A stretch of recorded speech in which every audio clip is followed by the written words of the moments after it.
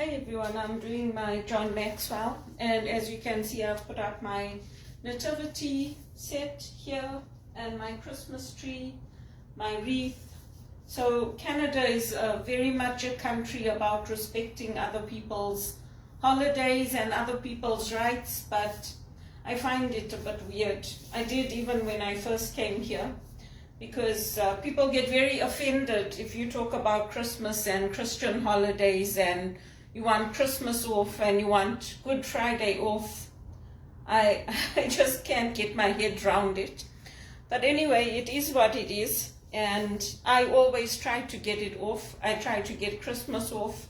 Even if I'm just staying at home and enjoying a meal on my own or enjoying the day, I try to do it and I push for it wherever I can. Most times they say no, but I push for it anyway. And all of my colleagues, my Muslim colleagues, my Hindu colleagues, they all get very upset. Some of them even cry. They're like, why can't they give it to you? It's your holy days. Why can't they just make the accommodation? And I'm like, you know what? I've been dealing with this since I came into this country and I'm tired of it. And I really don't know what to tell people.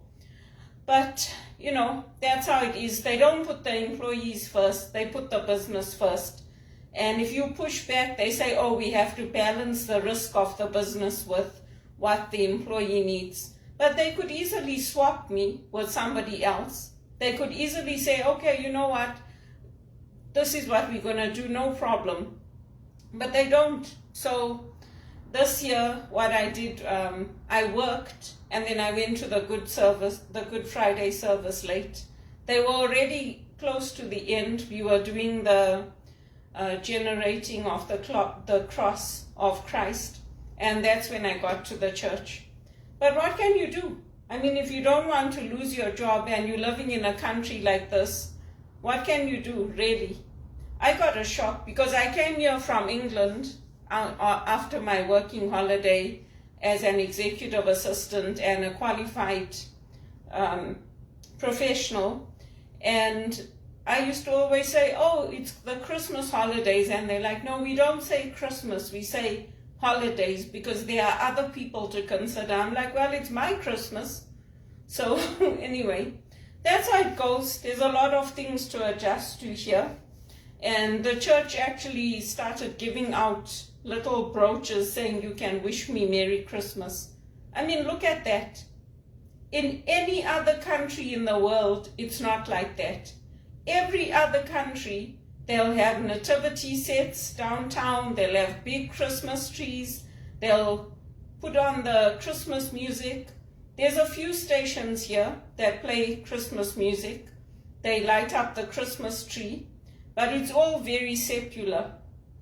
So I try to keep the Christ in Christmas, and that's what I do. And other people can celebrate their holiday, sure, but it's Christmas. Give me a break. So I've been trying to get back to England or get back to somewhere where nobody's going to be so offended by my religion. But it hasn't worked out that way.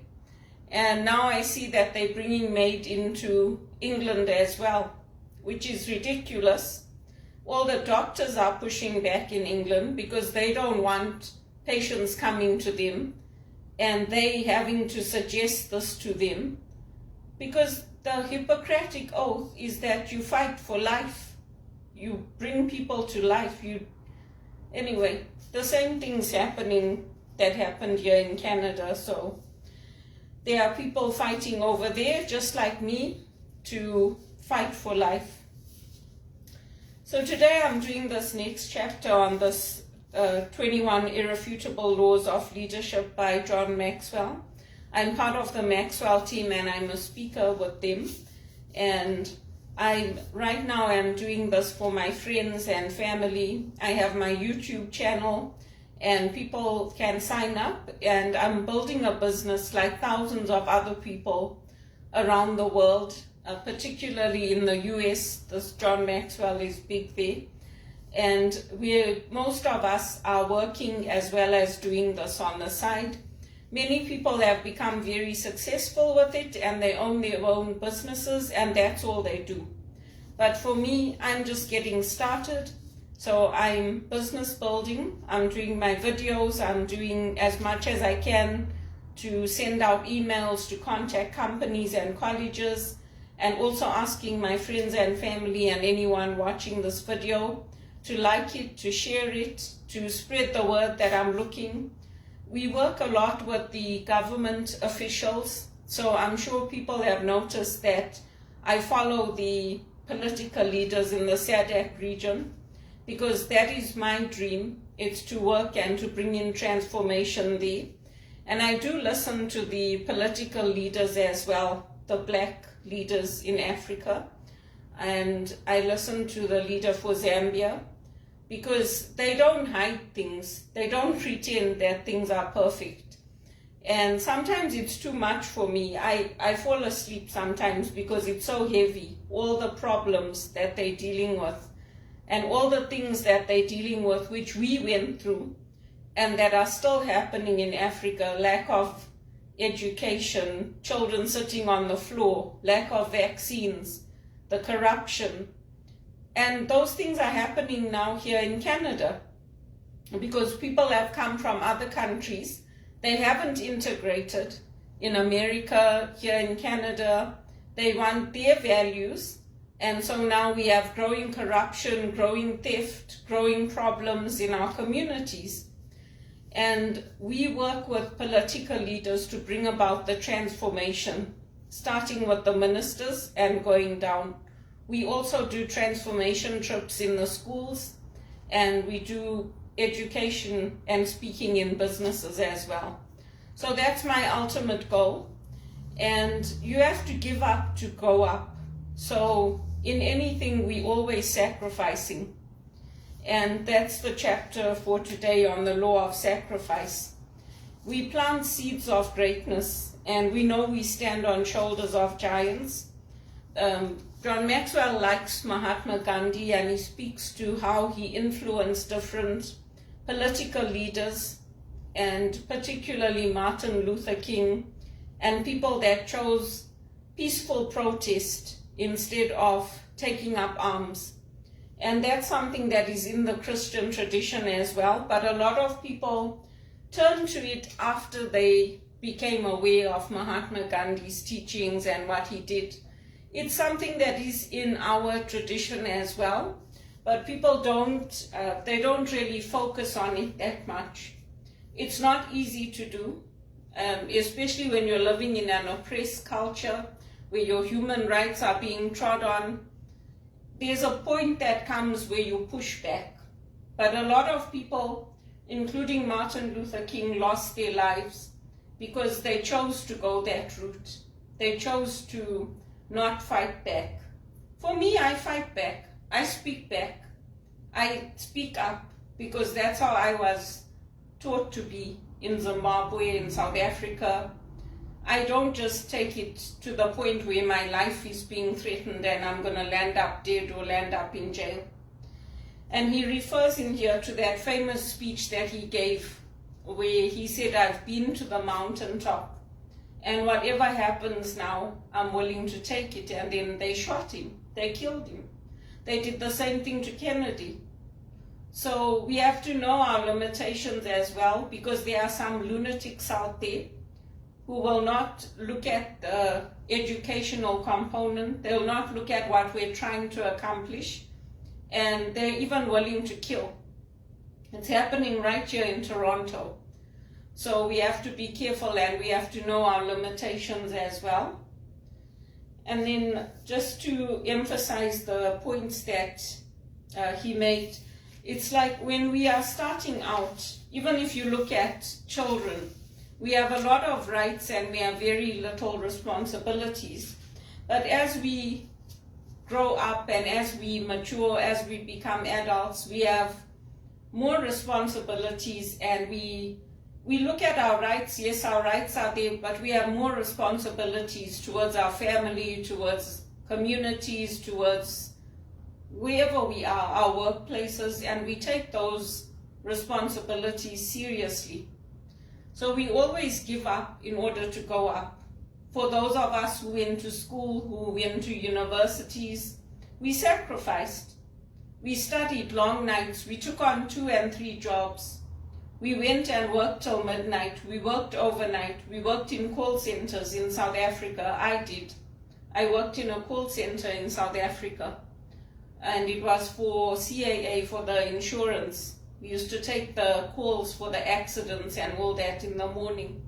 And I used to work the early shift.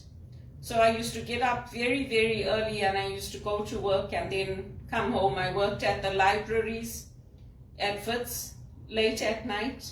I had to have a security guard walk me home. And that's what we have to keep doing. We have to keep making the sacrifices so that we can get to the next level. It doesn't stop. So I still have to take courses. I still have to tap into conferences. And when you're not working, or you're like many of us on sporadic work or low-paid work, it makes it tremendously difficult because the odds are working against you. And for me, I've graduated here from Rotman, from U of T. I've got my HR designation. I've got my Maxwell license. So I have a lot of skills to offer companies. I have a lot that I can help them with, but they have to be open to that. And sometimes, today I was reading on my calendar, I have a Christian calendar, and it says a wise woman knows when is the right time to speak. Because if you're speaking and they're not willing to listen to you, you're planting seeds in soil that is arid, and those seeds are not going to grow. So we also have to realize what we're dealing with in this country, as well as with the partnerships that we're building. Because when they started the African Development Bank all those years ago, 60 years ago, people were saying it's never going to work, look at them, the Africans, nothing's going to happen. And now all these countries, European countries, they all want to go in, they want to contribute. They even want to change their governance and bring it to the international way. I'm like, why? Where were you when everything was starting out, when they were making all the plans? Now they've got educated people, they've got lawyers, they've got people who have studied in America, in England, in Europe, and now you want to come and tell them what to do, and they don't want that. And for us as the African diaspora, we have a responsibility to use our voices and to help them. When I'm commenting on social media, I'm not just doing it as a joke.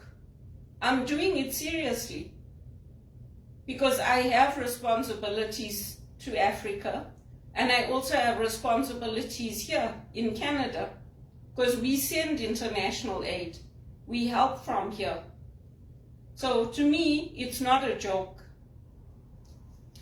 And then John Maxwell also talks about how when we are at the beginning of our careers, we may not think about the sacrifices for the future, but there's no success without sacrifice, and we all know that. And we're often asked to give up things that we love, but we give them up in order to get to the next level. He's given very powerful examples of Condoleezza Rice and her journey and what she's accomplished. And for the Americans, she's somebody they look up to and they admire. But I guess for me, we have to look at our own leaders. We have to look at our African leaders and what they accomplished. Because I was born in Africa. So we have to look at how many years they put Nelson Mandela in jail for. When they took Steve Biko and they killed him in that prison, did anybody think he was going to go there and die? Because they often took people in for questioning. They took him in and they killed him. For them it was business as usual. So we have to remember our history, and we also have to be careful because those laws which were there in place in South Africa are the same laws that they follow here. And people had to push back, including me. They wanted to introduce laws of carding, of stopping people without me, just because they felt like stopping you. And who would be targeted? The racial minorities, as usual. And even for us as women, they wanted men to have children and get pregnant. I mean, does it make sense? And there was a man that they got him to become like a woman and get pregnant. To me, it's stupid and it's insanity. But to them, I'm the one who's stupid and I'm the one that's insane. And Martina Navratilova and all these big athletes that I grew up with, they are the ones who are stupid and insane. Because they are saying that we are not we are not women, we are an offset of the transvestite. I mean, to me it's ridiculous. And anyway, you have to make up your mind how you want to fight, who you want to stand with, what values you choose to have. For me, I'm a person, but I'm a woman. And God created me as a woman. I have a breast, I have a vagina. I like to grow my hair long when I can. I paint my nails. I'm not a man and I'm not a transvestite. So again, I'm giving up social acceptance to make these statements because it's important to me. Because when women compete in sports or when we read in the church or when we are in the workplace, I'm not willing to sacrifice who I am to fit in with the corporate culture. It's the same thing as what's happening now with TD. They did it together. All it's coming out through the investigative journalists. They had a laugh out loud culture. So, and they didn't want to change it. It was a decade. They did it for a decade. So they mustn't come and say that it's me. And I get very upset when people say that I created everything that I've gone through, because I did not. I've done everything right by this country. And I'm still doing everything right by this country and by Africa. And they can't see it. That's the problem. They can't see it. So my prayer is that God will open their eyes and they'll see it. And I'll get a good paid job and I'll be able to do my speaking. I'll be able to go on transformational trips. I'll be able to help the African leaders to go out and do my John Maxwell with them. Because you can't fault me, you can't blame me. I mean, the CEO, former CEO of Eskom came out and said they were washing their hands. They were going to these big meetings and washing their hands in Scotch whiskey. So how is that acceptable when your people don't have electricity and they're starving and there's no work in the country, there's no jobs? It's good that the lights went off when the government of Zimbabwe had their meeting, because they need to fix the problems for the people. We are all working for each other. We're working for our livelihoods. We're working for our lives. We're working to be independent, not to take handouts from the government. Yes, we take those because we don't have work. We take it temporarily. But we don't want to be where I am. It's going on 20 years that I can't get a break because of my values and because I'm a good worker and because I'm not doing anything wrong. I mean, to me, it's ridiculous. But hopefully things will change now. There's a change of government in the US. They're looking at border security and all these things are coming out. So hopefully people like me are going to start getting the breaks and we're going to start getting the opportunities and the good paid jobs. And I'm not giving up, and I don't want my friends to give up, because I know it's been hard for us. Whether we are in England or Australia or Zimbabwe, it's been tremendously hard for us as visible minorities. Because we are put 50 steps back or 100 steps back compared to the white man. And they can't deny it. So don't give up. If that helps you, which I hope it does, please spread the word, pass my name on, and hopefully things will change for us. And keep the Christian faith.